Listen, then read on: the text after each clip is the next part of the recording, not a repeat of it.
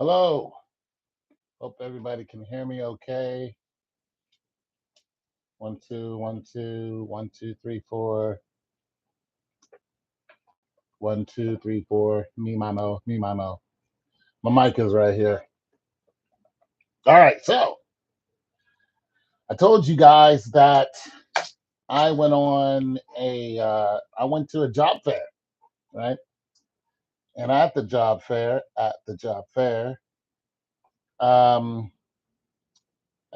fair was a federal government recruiter. What up, man? Can you hear me? Can you hear me okay? So at the job fair uh it was about, it wasn't even a big job fair. But can you guys hear me okay? I hope you guys can hear me. But anyway, so there was a few jobs there, but one of them was, the government. And I was kind of surprised to see they were there. And I was like, wow, what are you guys here for? So they told me what they were looking for, but the truth is, well, it wasn't a lie, but the truth is the government is always looking for people to work with them, to work for them. That's the truth. Um, so they were doing some recruiting, and I'm just like, might be for the right for many things, right? So um, before I got to talk to them, a lot of other people were talking to them. There was two people there, a woman and a man, black woman, white dude, and they were explaining what they do and what they were recruiting for. And so I was just kind of standing back, like a couple of people, and just kind of listening, so they didn't have to repeat all that over again. But when I was listening, and the lady was doing most of the explaining, and plus you can get the right, right. You're absolutely right. So the lady was explaining. She was like, because it was the Department of Taxation. So she was explaining to, like, yeah, we're looking for this. We're looking for agents. We need agents to go out and, uh, get some of these payments in. And so she was saying, when as an agent, what we do is we get accounts. And she said the accounts that we want you guys to handle once you come in, the newbies pretty much, is from 0 to $3 million. So these are the accounts that we want to handle. We want you to collect taxes. She says, when we collect taxes, she said, we do it casually or we do it aggressively. And I mentioned some of this in my other video. We do it casually or aggressively. And because of the aggressively part is making me think that there's burnout in this job. So after she explained that, I asked her, I said, what's your attrition rate? And she was kind of surprised that I asked that. And she was like, oh, I got to go and try to, figure out what our attrition rate is. And she didn't know. She has to go and look it up. And then she tried to ask her partner. They don't know what their attrition rate is. Now, this is very important because when you're talking about when you're talking about telling people that you're going to take their money, because she said we asked people how they want to pay back their debt, right? Because America is in debt. And when you're dealing, when I looked at the numbers, she said from pretty much $50 to 3 million. I was like, that's mom and pop stores.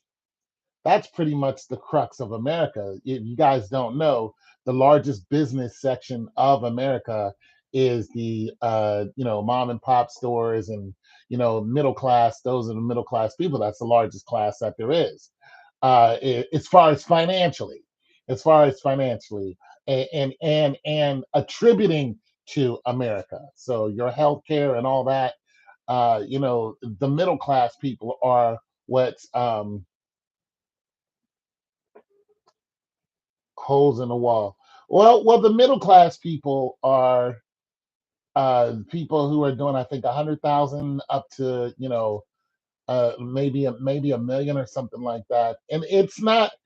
And listen, it depends on what you're doing. You can jump right into being middle class. You can. I knew a young lady who was a nurse, and what she did was her company would have her go out.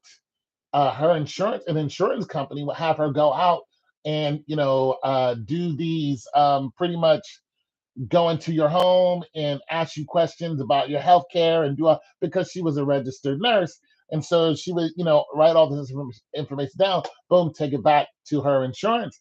Me and her had gotten to a conversation. She said, yeah, me and my homegirl decided to go into business together, and we went and got a liquor license.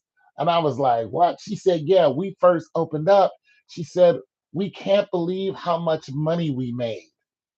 So immediately, what you're hearing is, for one, she's probably making 80 to 100K working doing what she's doing as a nurse, because nurses make good money depending on the hours, but they make damn good money. And then what she did was she got into a business that's a real hot business. There's a lot of money being turned over when it comes to these clubs. And she was like, she couldn't believe how much, yeah, hey, what's going on? She couldn't believe how much money they bring in one night. She was like, it was like $10,000 in one night just because we had a liquor license. So now you're listening to somebody who probably jumped into the 175, almost 200K lane.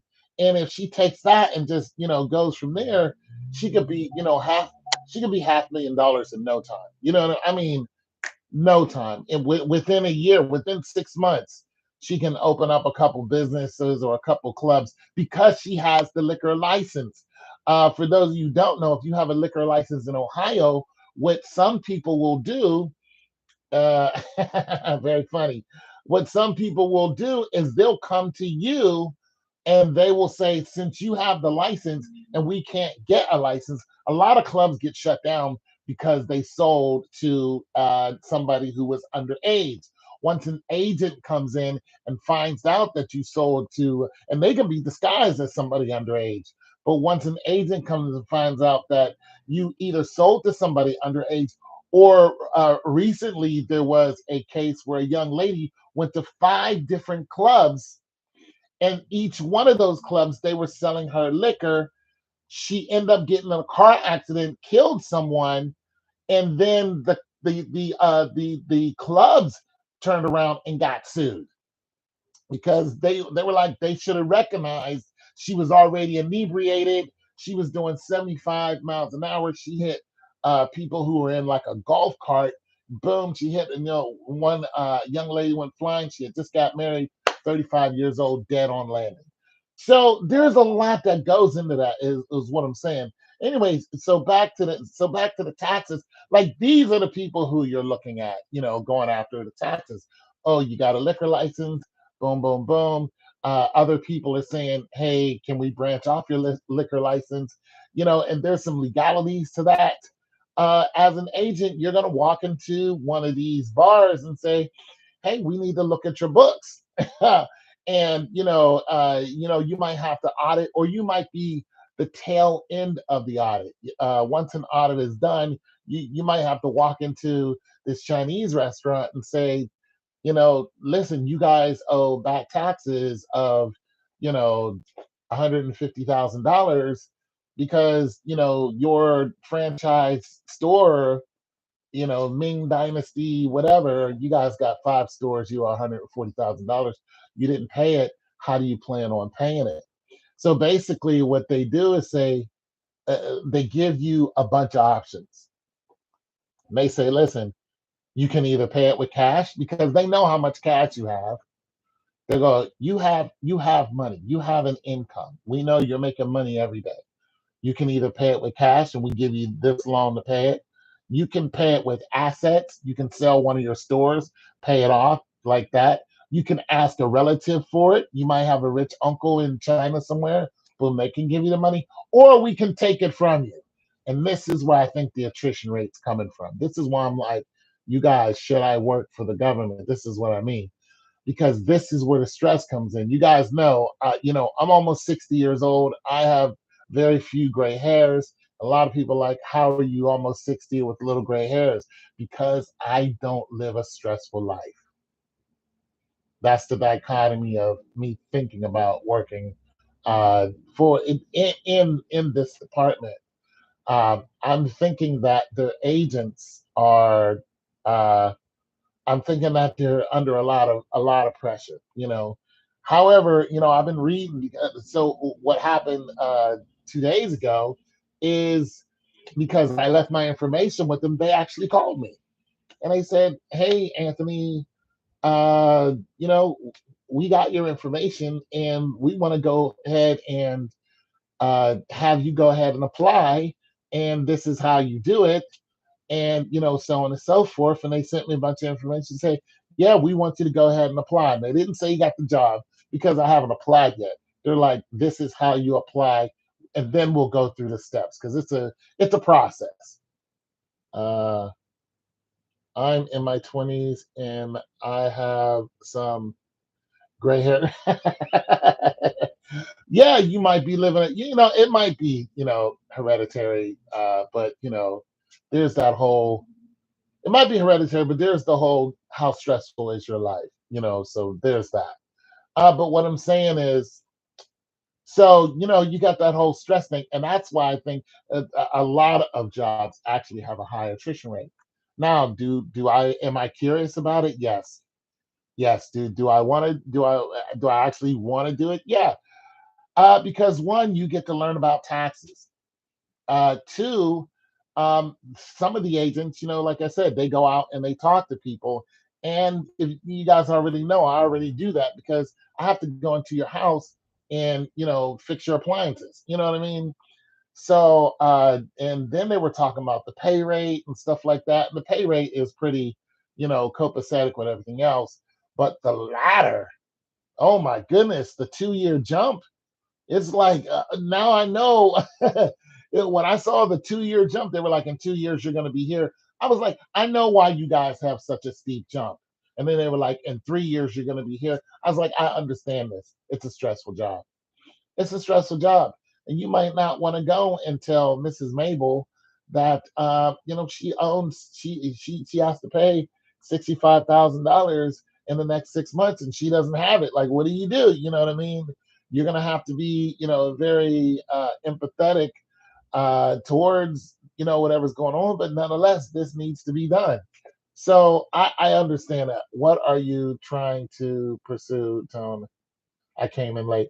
Um, no, I was so I went to a job fair, and at the job fair, I ran into uh, the government was there in the Department of Taxation, and they were explaining the job to me, and I was like, "Oh, you know, how like would it be cool to be like a tax dude, like a tax agent type of thing?" And I just been milling over it, and then they called me and said, "Hey, we want you to go ahead and apply." And I'm like, okay, I'm gonna go ahead and apply. I think it would be pretty cool. I think there's some stress there, but I still think it would be a cool, job to. I think it'd be a cool job to do. The money is definitely great.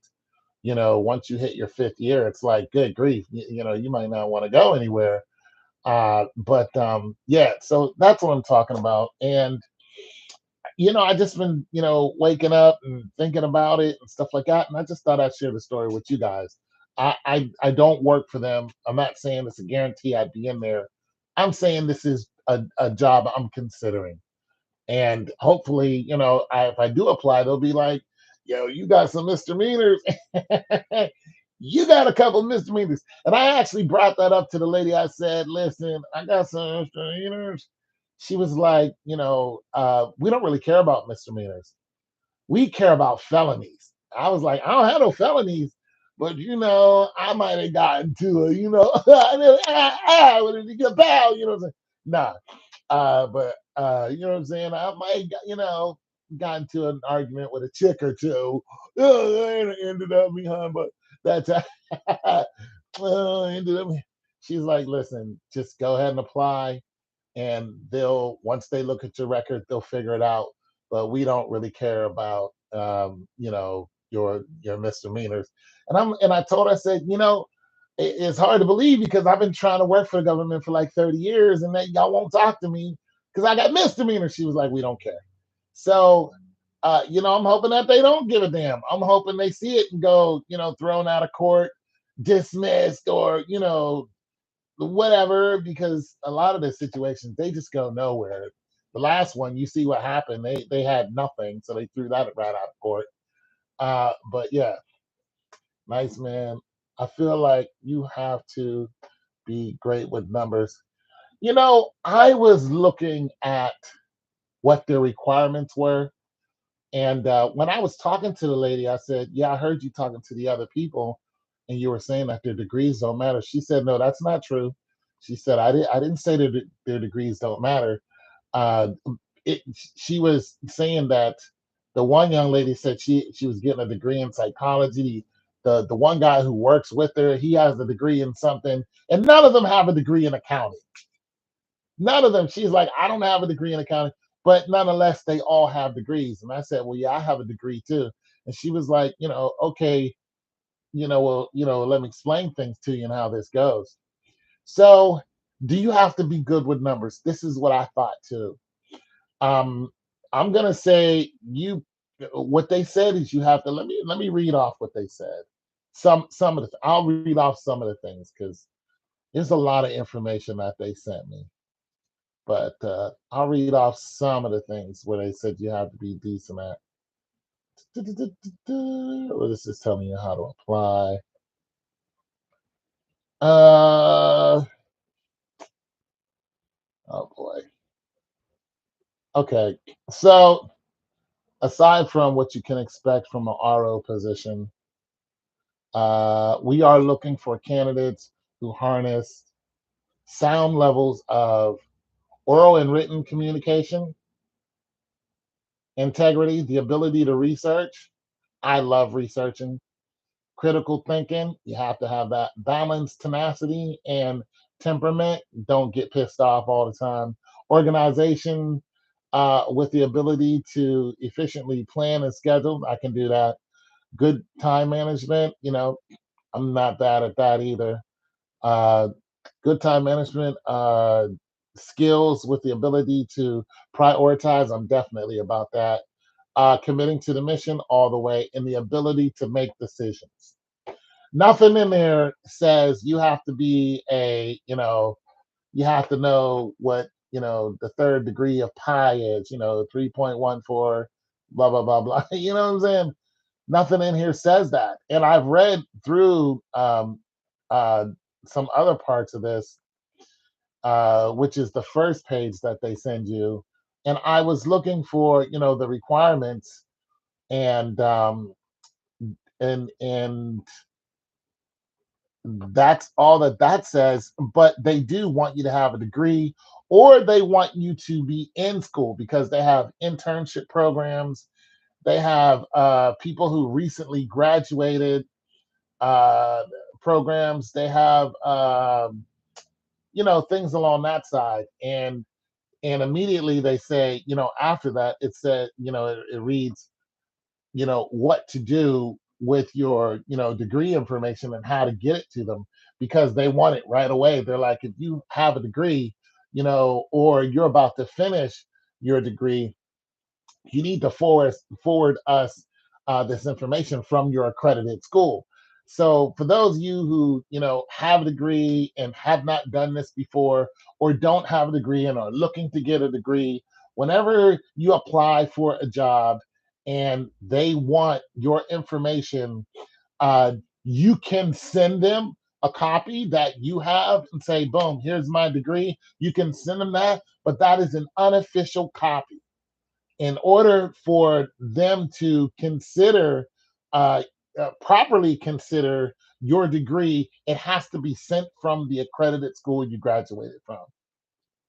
And some of you have gone to 2, 3 schools like me. I've gone to more than 3 schools, and I was looking at working for the Department of Health, and the lady, she's like, I need to see all of your credits because she was counting my science credits So I sent her all the credits that I have, and I sent that from just, what I have here, but I also had to send her credits from my school. So you pretty much go on the website of your school, you pay a couple dollars. That school will send that information out to wherever you want it to go in a few days. So I don't know how many people on here have a degree and or is trying to get a degree, but when you properly apply for a job, they're going to say send it from the school. Why? Because if you send it from yourself, they'll only consider that for, okay, this might be true. But when the school sends it, they're going to say, okay, this is true. So there's that. And another thing is the school that you send it from makes a difference to the job that you're applying for. So let me get this out the way. In the healthcare field, there is different, acronyms that, that they look for, and different from different schools with different accreditations. So I wanted to one time be a occupational therapist. I just thought about it, so I started looking it up. And this is 20 years ago. I started looking it up, and I start looking at what schools had it. Well, you have these schools that have it, but they have a different accreditation.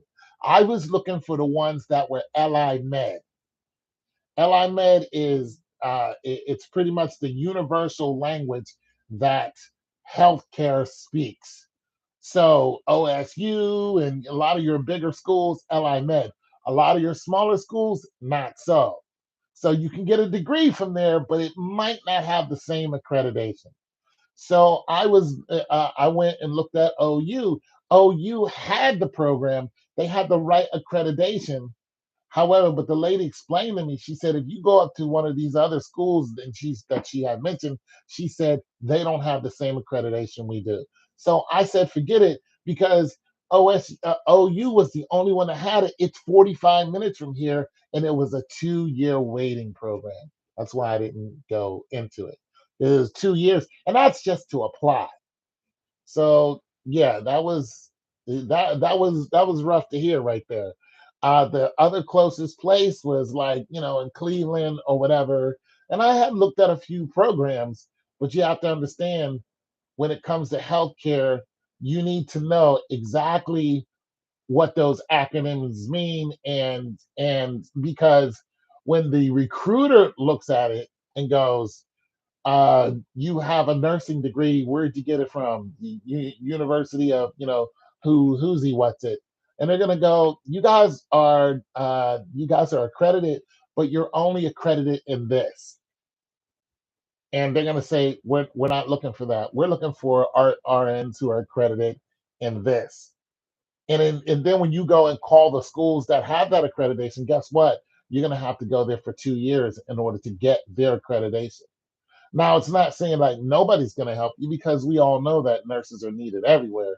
But what it's saying is that particular place that you're applying is not going to look at you the same as they're going to look at you, as they're going to look at somebody else who has that different accreditation. So you're going to run into that. You know what I mean? So, anyways, you have to send your information uh, to the employer, but it has to come from the school, and that school has to be an accredited school. Long ago, when I first started going to college, there was a mass exodus from the college I was going to, and one of the guys said, "Hey, I'm going to go to this college," and we got into the conversation of accreditation, and they said it's not accredited, and I was like, "Why would you go to a school that's not accredited? Why would you do that?" And you would be surprised, but there are a lot of schools that don't have an accreditation, which means they're not backed up by the government. So you're not learning the same thing that somebody that comes from an accredited school is learning. Your certificate or your diploma is going to be completely different, and in some cases, it's going to be completely useless. So you got to watch that. I mean, I ran into that even, from the school I graduated from, but I knew that it was an accredited school. But I learned that the accreditation that I have and what I wanted was different, but I didn't know that until I had already graduated. So there's that, because I called up an employer and was just like, yeah, and they were like, yeah, but you don't have the same accreditation. And I was like, ugh. But the thing about that is they were like, you're accredited, but you don't have this accreditation.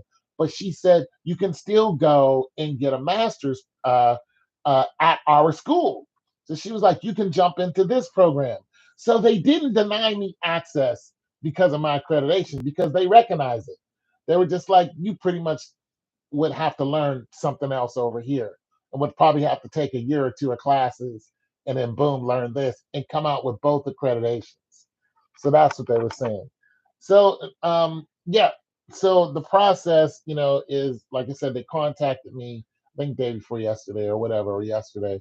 And I talked to her for a minute, told her my issues, and she was like, just go ahead and try anyway. Who knows? Who knows? It might, crash and burn.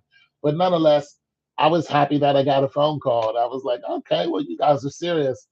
And yeah, as far as getting the money to, go to law school, yeah, this would definitely help me get the money to go to law school because I would be looking at least 120 grand for law school. It's $34,000 a year. And here's the good thing about law school. If I even go, the good thing about law school, what's happening in the country is uh, in the year 2025, you might not have to take the LSAT to get in. So I think it's the LSAT, but you might not have to take the LSAT. So what is happening in academia? In order to get into grad school, you had to take certain tests to get into grad school. Just like in order to get in school, they looked at your, certain tests you took in high school. But once you become non-traditional, they kind of don't look at that anymore. Well, the same thing is happening to grad school. They're getting rid of the prerequisite test to get you into these schools. I don't know why they're doing it, but they're getting rid of it. The school is still what it is. It's still going to be hard once you get in there. And I kind of almost think they should keep it because if you're not smart enough to get into these schools and you get in that first quarter, that first semester, and you get hammered, guess what's going to happen? You're going to drop out. Now, of course, they're going to make money because you have to pay for it. But nonetheless, if you can't handle all the courses that you're going to be taking, you're going to get flooded. Boom, you're going to be out of there. I had an ex girlfriend who became a lawyer, and she had a lot of work every day. She worked part time. She went to school full time, and they hammered her. But nonetheless, she graduated, married a bus driver, and I don't know, they live happily ever after. But she is an attorney. So nonetheless, and I have some attorney friends, and they're just like, "You sure you want to do this?" For one, because of my age, and for some of these guys don't even practice anymore. They're like, I don't do this anymore because we're all in our 50s. They're like, no, I don't do this anymore. But nonetheless, they'll give you advice, on law school. And then some people are like, why do you want to go to law school now? It's just something I thought about. It's not written in stone, but I just thought it would be a cool thing to be a lawyer. And, especially if you're a niche lawyer, being a niche lawyer is you have one specific thing that because there are a lot of lawyers that cover, listen, to every 300 people, there's one lawyer. So, but there are a lot of lawyers who know a lot of things. Then you have the in-house lawyer. The in-house lawyer, say you work for State Farm. Well, you do insurance policies. So that's your niche, insurance policies. You're in-house, meaning you don't have to go out and try to collect all these hours and all these clients, but they pay you a salary because you are the know-it-all. You're the when it comes to the law from the government, from government city, state, county, whatever, all of these laws and how they work in case, you get sued, or what policies can be written, and working with the insurance people and all this other stuff. So there's that kind of lawyer. And then there's the lawyers who go out and, ambulance chasers and, all this other kind of stuff. But they are also niche lawyers. But it's just different. Me, I wouldn't be the one who would be trying to bill a bunch of hours. You're not going to give me 80 hours a week. I'm not doing it. I would probably be an in-house lawyer. So I would either be in-house for, well, whatever company I work for. So that's what I would be looking to be. And those are very coveted positions. But nonetheless, I figure if you already work for a company, if I'm working in the Department of Taxation, I probably wouldn't be a tax lawyer because, like you said, a lot of numbers. You got to be great at numbers. It's not something I would aspire to do. I was either looking at civil rights, which I'd be great at, or I was looking at healthcare, which is my degree. I have a degree in healthcare, so something around there. How that would coincide with working for the Department of Taxation, it probably wouldn't. But nonetheless, yeah. So there it is, guys. I just wanted to know what you guys thought about that. And like I said, none of this might come to fruition, but it's kind of exciting to me, um, especially looking at going back into the work field. I don't, I'm kind of like, I got some ambivalent feelings, but if I'm doing something that I enjoy, I can do it for the rest of my life. You know what I mean? I'm not I know that I enjoy going in people's houses and talking to them about their situation and helping them fix their situation. So this is one thing that I like about the Department of Taxation. Basically, there's a problem between you and the government, and then they send an agent to your house. And most people don't want to. Even in the biblical times, the tax guy was. You don't want to see the tax guy. Well, I don't want to be that guy. You may not want to see me, but you don't want to see who sent me. That's my thing. Oh, we don't want to see you. Well, you don't want to see who sent me. You want to see me. This is it's me. This is us. You know what I'm saying? This is who I represent. You don't want to see my boss. You want to see me. So let's talk about it. Let's talk about it. Come on. Give me $50. Give me come on. Come on. Let me walk out of here with something. Yeah, I tell you what, $50 a week. Can we do that? Can we $50? Come on, 50. That's my whole attitude towards it. If I can get them to look at some kind of way of knocking off their balance, because if you owe the government, the government adds on interest. I've owed the government before, and they was adding on interest, and so I was like, hell no. I was trying to pay them back as fast as I could, and then I paid that joker off because they were adding on interest, and mine wasn't even a lot, but just imagine owing, 400, $500,000. Some of these people are in it for, millions of dollars. And then the government's adding on interest. So, like I said, the agents they're looking for ones that will handle 3 million and under. Well, just imagine it's kind of like the bank. When you go and talk to the bank about CDs and stuff like that, especially about stocks, they're going to say, how much do you have to put in? And if you say I have $250,000 to put in, well, that guy is gonna, or young lady is gonna transfer you to somebody else because she might have been the one who only handles $10,000 and under. You want the guy who handles $250,000. They're gonna put you with the guy, the young lady who does $250,000, and they're gonna do their trades for you. So it's the same thing in this case. You're coming in, you're new to the game, you're going to handle 3 million and under. So you're going to walk into somebody's restaurant, you're going to walk into someone's toy store, or, whatever, you know what I'm saying? Clothing store, consignment. How much do I plan on working? That's a good question. So let me say this. being okay. So the jobs that were like, we'll take you right now. Uh, some of those jobs were, well, two of those jobs were, one of them was Kroger's. And Kroger's was like, yeah, come on and apply because we need a maintenance man. Now they need them in Delaware. I live in Grove City. It's about an hour one way. It's around an hour one way. 40 minutes one way. But Delaware is a real nice place to work. But they're like, we just need you for the warehouse. But Kroger, come on, Kroger's all over the country, even out of the country. Once I get in there, you think I'm gonna, stay in Delaware? Not unless I found an apartment in Delaware and it was, half decent.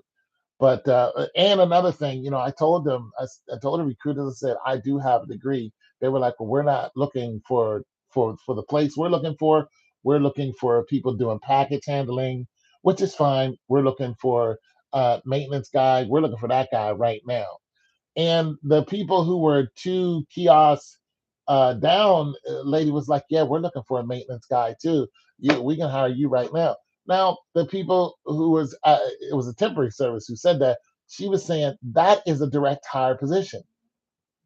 So they really, really want maintenance guys. Even, I mean, I'm trying to tell you, all over the place. If you guys are good with a wrench and you want to do 45 to 50, maintenance guy. I mean, if you're, boom, you'll be in there, and it's not bad at all. That's not a bad pay. Well, the temporary service said the direct hire is 47 a year. I'm like, that's not bad. That's not bad at all. The average guy is making what? 42, 43. It puts you above average immediately.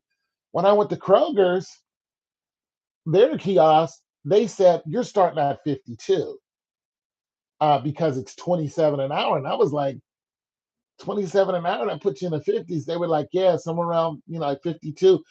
Actually, it's 51.80. So let's now, when I looked at that, plus what I tell people what I do now, they're like, yeah, maintenance man. When I looked at it, I go, there's a high attrition rate in maintenance. Why? So I'm coming around to answer your question. I'm going, there's a high attrition rate in maintenance. Why is there a high attrition rate? Why? Because your back is gone out. What if somebody, get ran over by a cart, or, why is there such a high? Because it's burnout. It can get to you. It can, accidents. You can just get burned out doing it, and that's just that. And you can come in as a maintenance man, and next thing you know, you done educated yourself in something else that the company needed. You saw that you can, go to night school, and then boom, and just, okay, boom. I went from being the maintenance guy to now I'm the safety guy. Because I went and got a 2-year degree in industrial safety, and boom, applied for the position. Now I'm going from 50,000, a year to, I don't know, 62. Boom, I'm doing 31. I'm doing 31 an hour now. Boom, I'm the safety guy. Boom, I go back to school, get my 4-year degree in health and safety. Boom, I'm the manager of the safety guys. Now I'm Mr. Safety. Hey, it's Mr. Safety. You're Mr. Safety guy. So to answer how much do I want to work, it depends on the job that I get. Can I see myself continuously doing safety, or can I see myself continuously doing being a maintenance guy for the next 20 years? No, I couldn't see that because I already have an injury. You know what I'm saying? I couldn't see that. Now, if I was 30 years old and I ain't have no injuries, yeah, I could see that because I don't mind getting in there and cranking something up, and I likes all that. I get sitting all that. You know what I'm saying? But the truth is, my physical, that car accident really got me. So I'm not gonna be able to, I wouldn't get in there. Truthfully, I wouldn't be looking past a year.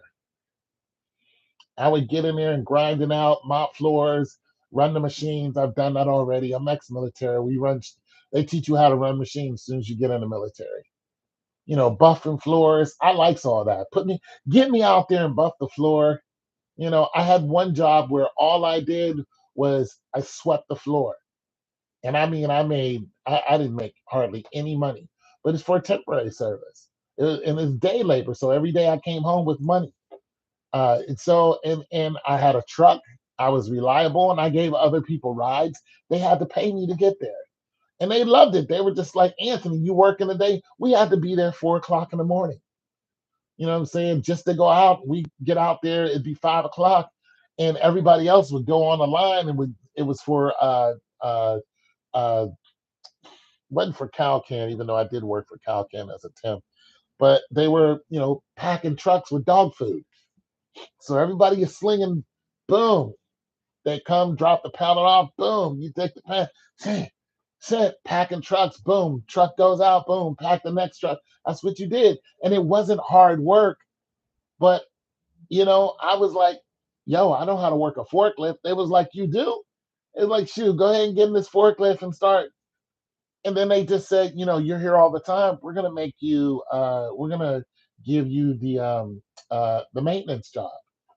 So I was a temp, but getting not getting hired on, but getting constant work was the trick. And they seen that I was there all the time. So going to be like Ghostbusters with the suit. And oh yeah, I'm gonna be on it. Let's see. Are you willing to make your move to parts outside? I might. I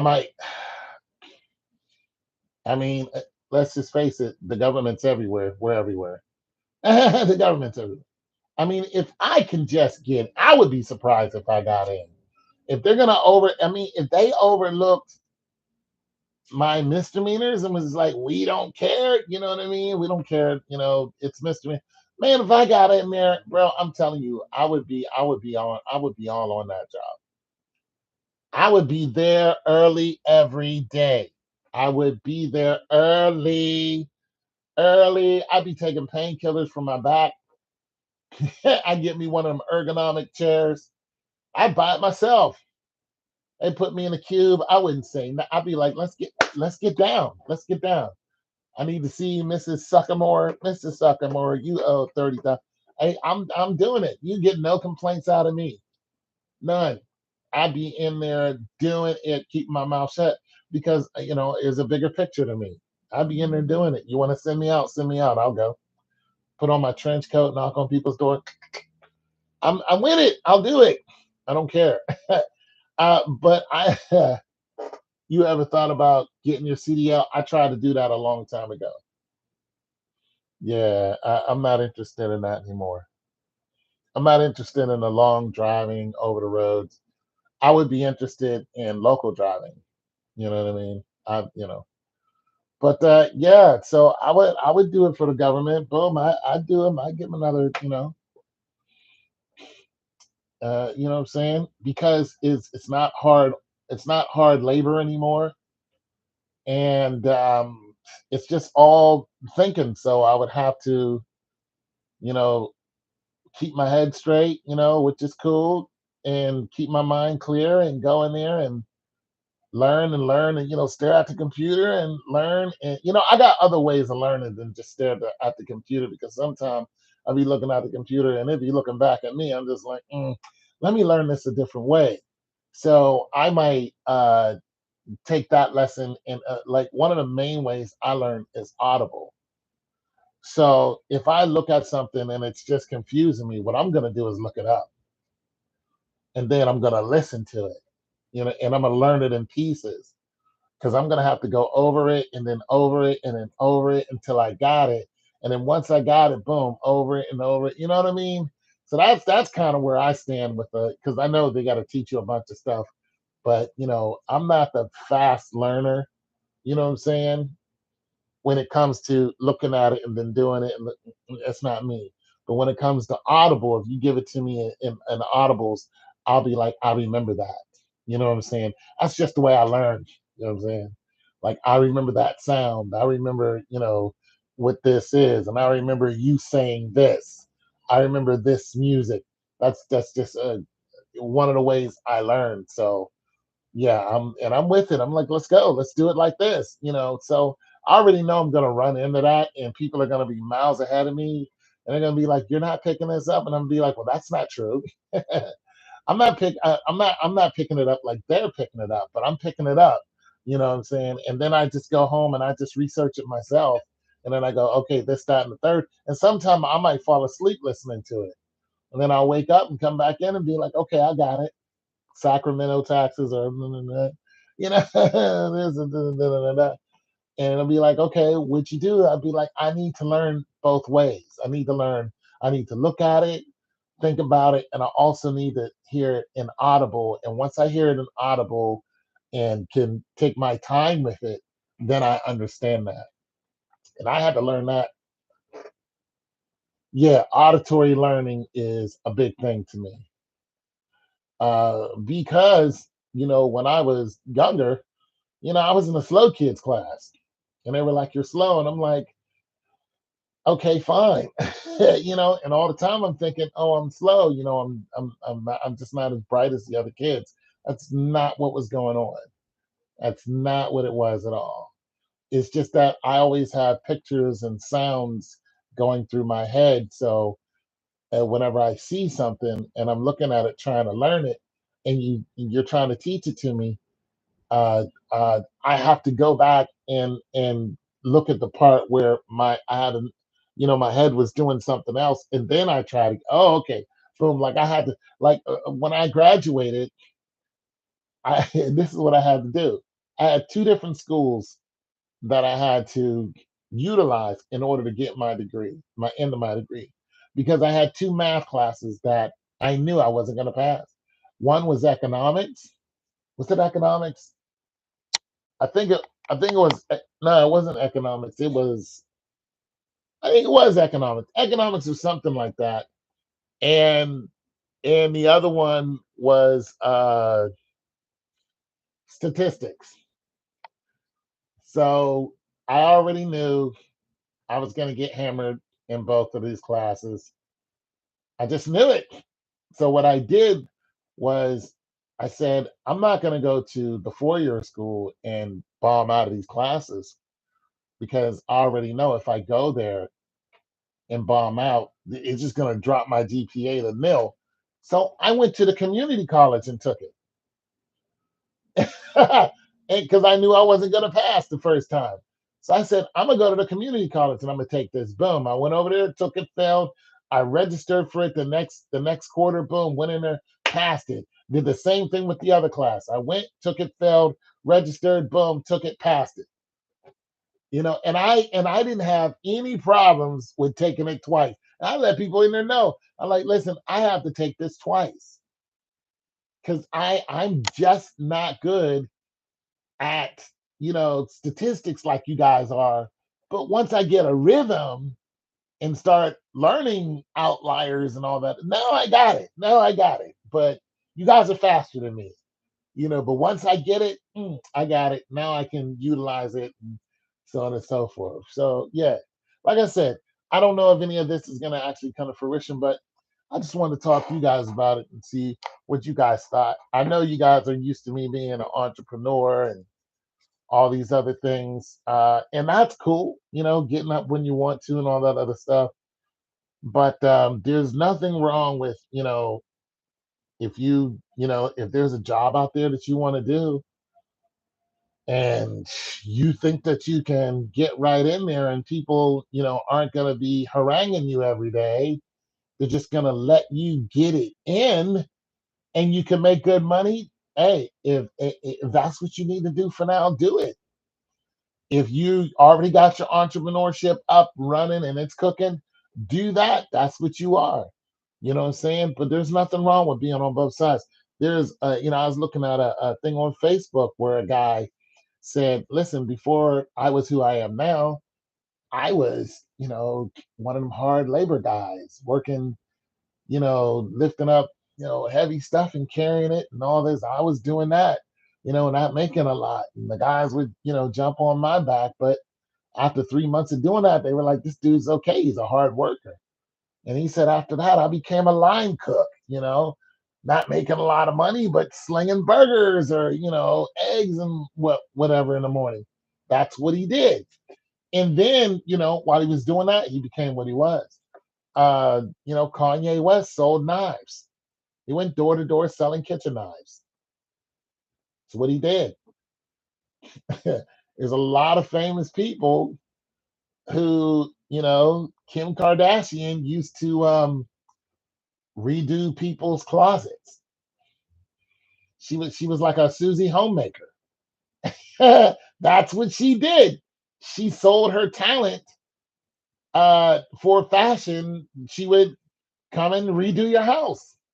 And she had a whole system. She wanted to be famous, yes, but Kim Kardashian was that chick. She would come in, look at your closet, show you how to fix everything out, look at your other stuff and get rid of this, keep this, and your house is looking all, like boom, Susie Homemaker. So, that's what she did. That's how she made money. So, there's nothing wrong with, working a 9 to 5 if it's gonna lead you to where you want to go. And if you like what you're doing, you know, if people aren't giving you the blues at your job, do it. My dad worked the same job for 36 years, and they told him he had to leave. God rest his soul. My mother couldn't work for anyone. She was extremely talented. Whenever she tried to work for somebody, they would fire her. She was extremely, extremely talented. She just could not fit into those spaces. Bro, I've been working out either. I'm trying to tell you, bro, I've been lifting. Bro, what you talking about? I've been on it, bro. Hey man, I've been doing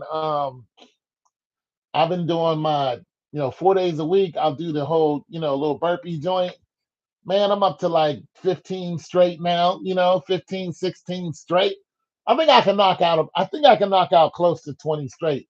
That's hard. That's hard. I'll be like, "Ugh, ah," but I feel my little six pack. I got it, bro. My six pack is coming back. Like I can feel them. I lost weight. Let me go weigh myself while you talking trash. While you talking smack. Let me go weigh myself while you smacking it.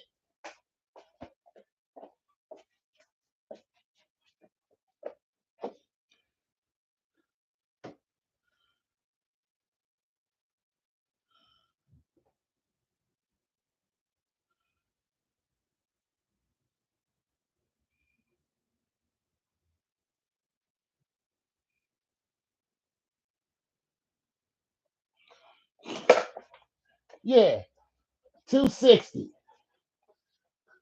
260, your boy been losing weight. 258, 260. Depends on if I just ate. I just had a couple sandwiches. You know what I'm saying? So 258, 260, 261, somewhere around there. Your boy been little, I'm trying to tell you. And if I get down to 240, ah, plus I was in the gym. I got up to 245 4 times. Boom, boom, boom. Yeah, 245. I'm coming back slowly. 245 4 times, man. I'm coming back slowly, bro. Slowly. I mean, your boy a little slow. But that's what happens. You get slow. You get slow, bro. But I've been doing my little calisthenics, bro. After I do, 10 of them, then I do 10 push-ups. Ah, yeah, bro.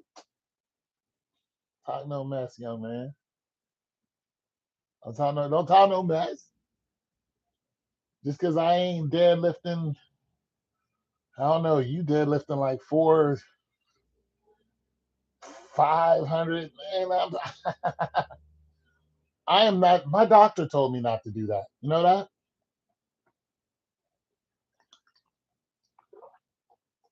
Because I was asking him about that. My doctor says don't do that. I'm a physical therapist. He was like, yeah, what could happen is, I was like, ooh, It's like if you do too much. So I just been keeping it light. I did some front squats. Oh my God, that hurt so bad doing those front squats. My muscles was like, what? Yeah, I've been stretching too. Yeah.